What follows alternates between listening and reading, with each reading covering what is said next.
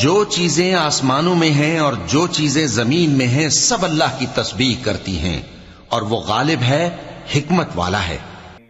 هو الذي أخرج الذين كفروا من أهل الكتاب من ديارهم لأول الحشر ما ظننتم أن يخرجوا وظنوا أنهم مانعتهم حصونهم من الله فأتاهم الله من حيث لم يحتسبوا وقذف في قلوبهم الرعب يخربون بيوتهم بأيديهم وأيدي المؤمنين فاعتبروا يا أولي الأبصار.